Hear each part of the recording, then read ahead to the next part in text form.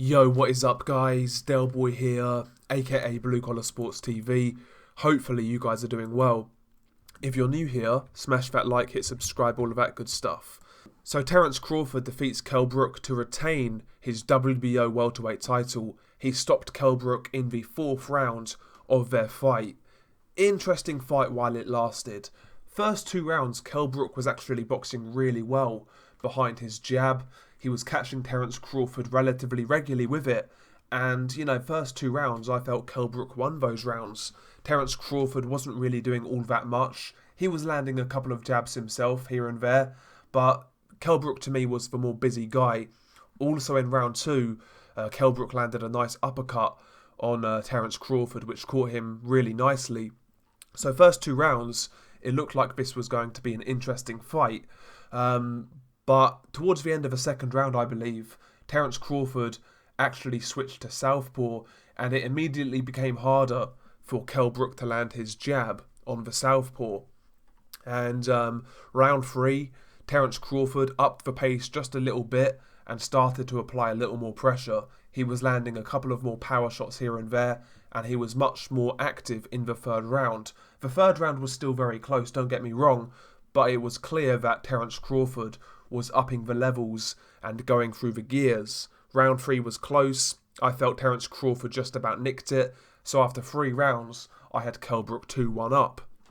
But round four was where this fight ended. Once again, out of the southpaw stance, Terence Crawford doing his thing. He landed like a check right hook to the face of Kell Brook, and it buzzed him badly. Kell Brook basically went, he stumbled towards the ropes, and basically the ropes kept him up.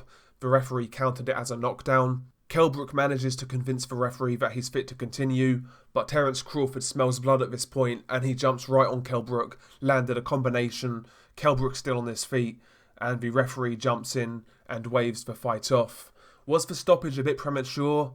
Maybe, but quite frankly, Kell Brook was relatively hurt, and Terence Crawford is a good finisher, so I wouldn't have expected to see Kell Brook turn that fight around at that point. I think he was too badly hurt, and I think it was only going to go one way after the fourth round. So Terence Crawford gets the stoppage, and essentially he did what he needed to do in this fight. He needed to knock out Kell Brook, and he needed to do it in relatively good fashion, and that's what he did.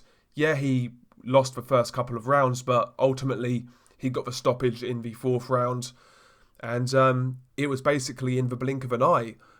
After the third round, he was thinking this is going to be a competitive fight. It could go a few rounds, but yeah, Terence Crawford flicked the switch, landed that check right hook, and that buzzed Kell Brook really badly, and he never really recovered. He couldn't defend himself. Terence Crawford once again showing his finishing instincts, and he stopped Kell Brook in the fourth round. And ultimately that's a statement to Errol Spence Jr. Errol Spence Jr. obviously fought Kell Brook, and it took him 11 rounds to stop Kell Brook. So yeah, that's a statement from Terence Crawford, and ultimately that's the fight we want to see next. Providing Errol Spence beats Danny Garcia, we want to see Terence Crawford versus Errol Spence Jr. That is the fight in the welterweight division. There's no hanging around now. We need that fight ASAP. 2021, massive fight in the welterweight division. I'm sure that's going to be pay-per-view in America, and even if it's pay-per-view in the UK, I would pay for it. No messing around now. Let's just get this fight done. We've been talking about this fight for so long. Yeah, get it done. Providing Errol Spence beats Danny Garcia, do it, man. Get the fight done.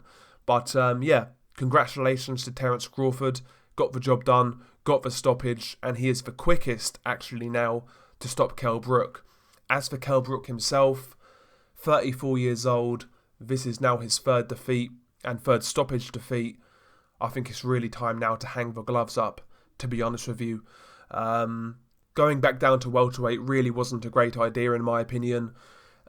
He's not made welterweight in 3.5 years.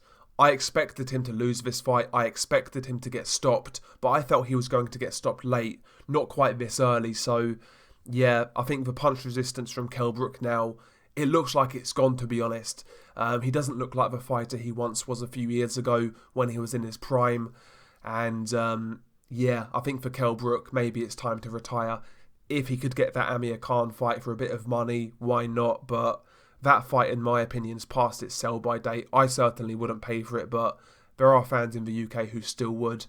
So yeah, Kell Brook needs to really consider his future now, as far as I'm concerned. But yeah, man, congratulations to Terence Crawford. He got the job done, and he did it in devastating fashion. Anyway, yeah, share your thoughts below. It's been your guy Delboy. Apologies if I sound really tired. It is basically 5:20 in the morning in the UK.